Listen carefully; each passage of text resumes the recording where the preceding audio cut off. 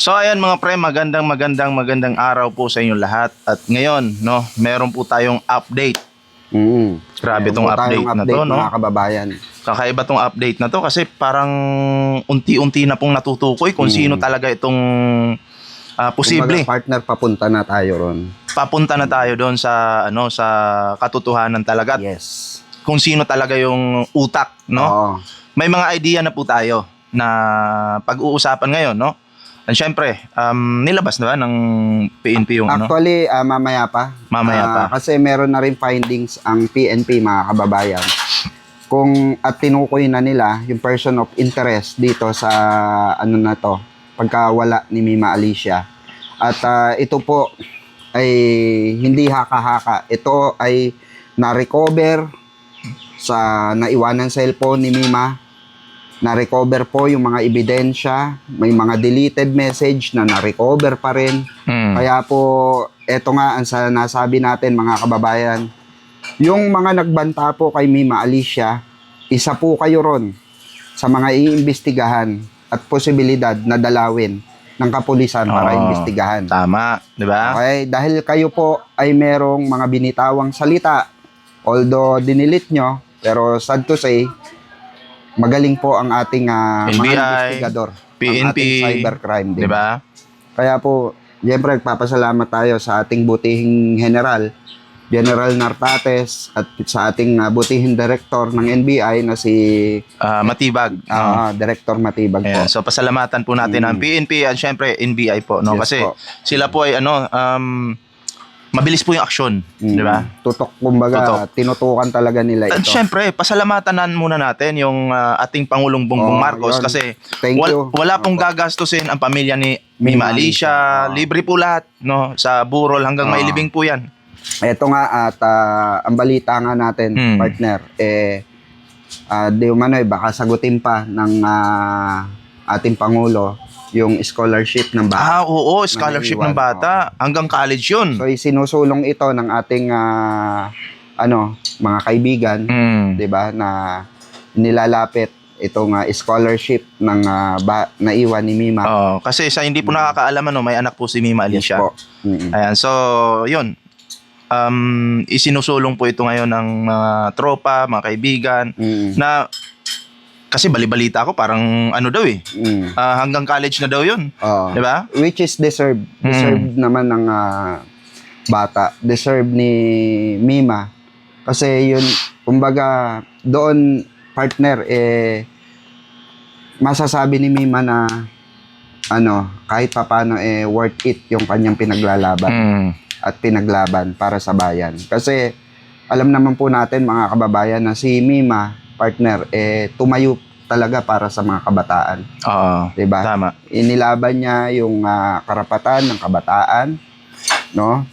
Sinulong niya yung kapakanan ng mga magiging future, diba? Ng ating mga kabataan. At yun nga lang, sad to say mga kababayan, meron tayong mga kalaban na mga duwag. Duwag, no? Patalikod, di ba? So eto na nga, no, pag-usapan natin yung yung sino ba yung utak? Eto na nga, partner. Kanina kasi habang kami natutulog, may gumising sa aming tawag. May tumawag. Mga alas 7 ng umaga. At ito po ay kinumpirma sa atin. At ito po ay kumpirmado na ng PNP, ng ating kapulisan, ng NBI, na meron pong isa na talagang matindi po ang galit kay Mima na natagpuan nila doon sa cellphone. Yung mga sinabi ng tao na ito, kilalang kilala ni Mima ito, kilalang kilala din siya ni kilalang kilala din niya si Mima. At meron kasing kinalaman dito yung last post ni Mima, partner. Yun. Natapi ko yung kahapon, di ba? Last post na binanatan mismo yung lalaki. Lalaki ba? Kasi, lalaki. I mean, sa parting banat niya na yon, meron kasing ibang lingwahe doon na hindi ko maintindihan. So, merong kinalaman ito at talagang ito yung tinitignang anggulo ng kapulisan. At napag-alaman ayon sa investigasyon ng police partner. Ito palang lalaking ito ay nabibilang yung kanyang tsuhin na general. Meron pong isang tsuhin na general ito. Kaya pala. Na connected. Ito. Sa? Ito partner, mabibigla. Huwag kayong mabigla pero nakakabigla ito. Ito po ay konektado sa isang organisasyon na relihiyon. Malaking relihiyon po. Di ba? Hulaan nyo kung ano yung mga relihiyon na yan. Hindi na tayo magbabanggit. Pero hindi po siya Katoliko. Okay? Hindi po siya Katoliko. So, mag-isip na kayo kung ano pang ibang relihiyon. Di ba? Alam nyo naman. Yung mga, syempre, alam nyo na yan, di ba? Kayo pa ba? Kayo pa ba? Kumbaga, ayan na, So, kahon na sila etong rito. general na to, miyembro ng malaking relihiyon na yon at isang DDS. Yes, partner. Patay tayo dyan. Totoo yan. Oo. Napag-alaman ng mga kapulisan natin, ng mga agent, na ito palang general na ito ay solid. Sulit po. Sulit na sulit. Bata ng dating administrasyon. Batang-bata talaga ng dating administrasyon. Bata talaga. Galing talaga, no? Pero mga preno, huwag kayong mabibigla. Relax lang, no? Kasi marami pa po tayong malalaman sa mga susunod na oras. Yes. Diba? Baka mamaya may bagong update. Oo. Mapangalanan kung sino itong mga taong ito, no? Itong general na to, kung sino to, no? Kung kami ay may magkakaroon ng basbas sa taas para ilabas yung mga pangalan na ito, gagawin po namin dito sa aming video. Pero so far, galangin po muna natin yung gumugulong na investigasyon. Siyempre, di ba? Dapat PNP po muna yung alam mo yun, igalang po natin. Pero tayo dito, napapag-usapan lang natin kung ano talaga yung posibleng lalabas, di ba? Pero hindi naman po muna tayo nagpapangalan. Bahala na po yung PNP dyan kasi syempre, igalang po natin sila dahil trabaho po nila yan, mga pre. Kaya nga. Saka eto nga yung sabi ng ng mga taong bayan. Mas malaki ang potensyal na may kinalaman ito sa usaping politika. Which is, wala naman talaga tayong maiisip na dahilan para gawin kay Mima ito. Kung hindi yung mga nasasagasaan sa politika. Nasasagasaan ang kanilang reputasyon, nasasagasaan ang kanilang mga agenda, diba? Bulok na sistema, diba? Anyway, eto, klaruhin muna natin. Etong taong ito ay magbigay ba tayo ng clue? X. X ba? Ano na lang natin? Kumbaga, X-mark na lang muna. X-mark na lang muna. X-mark. No. So, kita nyo naman po sa thumbnail natin, mga pre, no?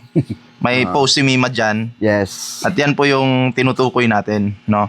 Ayaw kasi siya tantanan nitong tao na ito. At talagang Kasi hindi ang galit. Yun ba yung kinasuhan? Oo, yun yung kinasuhan. Yung kinasuhan. Siyempre, akala siguro nung ganun kasi mag-isip yung mga tao ngayon na pag pinapatay ko to, yung kaso niya sa akin, makikwits na yun. Oo. At mayroon pa siyang makakapasok pa siya sa pagiging police o anuman yung or teacher, di ba? Or kung anuman, seaman. Anong profession niya. Anong profession niya sa buhay. Kasi mababasura yung kaso. Mababasura. Pero ngayon kasi parang madadagdagan yata yung kung makumpirma talaga na siya to, no? Talagang ang sabi ng kapulisan natin matibay. Matibay ang ebidensya na kakalap nila. Ikaw ba naman? Kasi hawak na po ng kapulisan yung cellphone. Kahit pa magbura ka ng message, maano po yan, makikita at makikita. Diba? Yes. At po yun nga, ang dami raw nag-message kay Mima. Ang dami palang death threat talaga nitong kapatid natin na to. At yun nga, nakakalungkot mga kababayan. Kailangan pa nilang gumamit ng dahas. Diba? Kailangan pa nilang gumamit ng armas para lang mapatunayan na sila ay matapang. Oo. Yung katapangan kasi, Hindi ganon. 'Di ba? Hindi ganon. Yung katapangan dapat gamitin mo sa tama. Hindi yung gagamitin mo sa pananakot. Na kahit nga kami dito, pagbantaan nyo, tangina, wala namang kaming kinatatakutan dito kasi nas tama kami. Oh, lalo na pag harap-harapan talaga, papalag tayo. Ang problema lang, yung katapangan nila, ginagamit nila sa Maling paraan. kaduwagan. Nagigets nyo yung punto ko. Bakit? Katapangan na kaduwagan, bakit? Patalikod? At matapang ba talaga kayo? Gagamit ka pa ng hitman. Wala yan. Hindi uubra yan sa panahon ngayon. Lalo na tayo, high-tech na po tayo.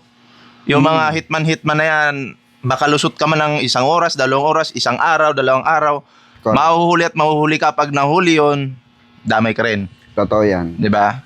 Kaya, dun sa mga, nagbabanta sa amin, mapitas nyo man kami lahat ng mga vlogger. Pero yung binibitawan namin, nakatotohanan, at nabitawan namin, nakatotohanan sa social media, mga ebidensya na ilatag namin, yan ay mananatili na buhay sa puso't isipan ng mga taong tumatangkilik sa amin. Kumbaga, partner, yung si Mima, yung mga ipinaglaban niya, yan ay sumisimbolo na sa natin, sa bansa natin ngayon. Nakatatak na yan. Bansa natin. Nakatatak na yan. At yun na nga, no, maraming natutuwa sa pagkamatay ni Mima, natatawa. Tulad ni Banat Bay, sa ni Jay Guevara. Mamaya itatopic natin yon, tatalakayin po natin yan. Si Banat Bay, may mga videos po akong pin-repair talaga. No? Kompleto po yung presentation natin mamaya. Sa live, abangan nyo po yan, no?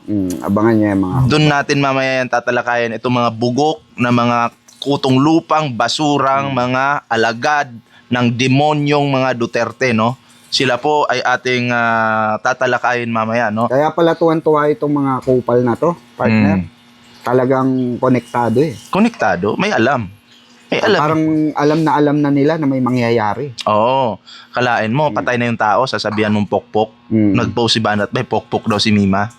Diba? Patay na yung tao. Sino daw itong pokpok na binaril, di ba? Magtatanong pa no? So, may sira na po ito sa utak tong mga to, no? Akala nila nakakatuwa yung mga nangyayari. Pero tandaan nyo, sa bagay, pag sinabing karma, parang tatawanan lang nila pero Kasi, hindi natin masabi yung panahon. Pag binalikan ka ng karma, tatambling ka talaga. Ang inaano nga nila, si Mima daw ang nakarma. Actually, hindi po karma yung kay Mima. Yun po ay intentionally. Magkaiba po yung intention na patayin ka. Sa karma. Di ba? Sa karma. Ang karma po, disgrasya. Diyos po ang nagsasabi niyan.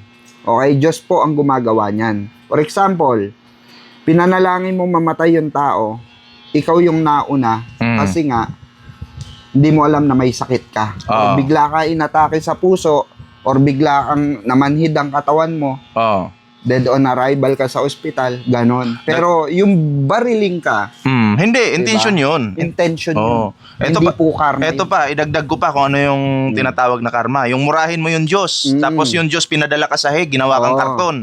Yun yung karma. Yun doon nahahayaan ng Panginoon Diyos na mamatay ka doon sa haba ng panahon. Ilang years yung paglilitis dyan? 8 years? 8 years, partner. Naku po. At taon-taon lang yun. Naku po. Once a year lang. Once a year. Naku po. Ang Patay hearing. tayo dyan. Kaya sabi nga natin na sana maano niya, 'di ba? Sana makasurvive ka, Digong. Hindi naman namin hangad yung kamatayan mo. Kasi hindi naman kami ganun kasama. Wala. Ang sa amin lang, diyan ka muna sa Hague magstay, and then harapin mo yung kaso mo. 'Di ba? Patunayan mong inosente ka. Patunayan mong malinis ka. Patunayan mong wala kang pinatay na tao. Patunayan mong hindi ka nagbanta. Patunayan mong tao ka. Tama. 'Di ba? Ganun lang 'yon. Kaya nga itong nangyayari sa atin, hindi namin ma-imagine mga kababayan na kailangan umantong sa ganito. Tayo yung mga normal na vlogger lamang. Tayo po ay hindi politiko. Okay? Tayo po ay naghahayag lamang ng mga katotohanan. Nagpa-fact check lang tayo. Nagre-reaction lamang tayo sa mga inilalabas ng mainstream media. Pero sinasamahan ng mga DDS, ng mga nababangga natin, sinasamahan nila nandahas, partner. Oo, yun Yun yung yung masaklap. yun yung problema, 'di ba? Pero anyway, good luck na lang sa kanila, no? At mamaya may mga pasabog po tayo mamaya. Yes. Oo. Kasi time to time po kaming ina-update din mga kababayan. Kaya stay tuned po sa amin dito sa Vengador. Mm. Especially kami po ay time to time na nakikipag-communicate sa mga official para po makakuha tayo ng panibagong update. At yung pala partner, marami nagtatanong ng mga viewers natin yung sa sa burol daw ni Mima. Ito po sa burol. Si Koy po kasi ang naatasan. Si Koy po. Diyan po sa So, pagdating burol. sa burol kung isa sa publiko ba o hindi, wala po kaming idea, no? Opo. Kasi ang mahirap naman pag sinapubliko tapos nandun yung mga vloggers, mahirap na. Siyempre, ang buhay kailangan pangalagaan yan, di ba? Saka partner, Siguro private na lang siguro kung gusto- ako in my opinion lang suggestion ko, dapat naka-private siguro yung yung burol ni Mima at yung pwede lang pumunta yung mga malalapit. Ganon. Pwede. Pero kasi maraming nagre-request na mga fans ng mga supporter, especially dito sa Maynila, partner. Pero eto po asahan nyo mga kababayan sa mga pupunta po sa burol po, asahan nyo po yung mahigpit.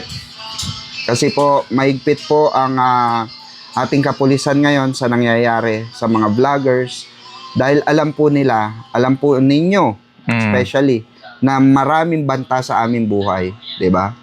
So gusto nilang pangalagaan yung katahimikan ng sistema doon, no? So abangan nyo po kay Koy dahil siya po ang naatasan ng ating mahal na Pangulo na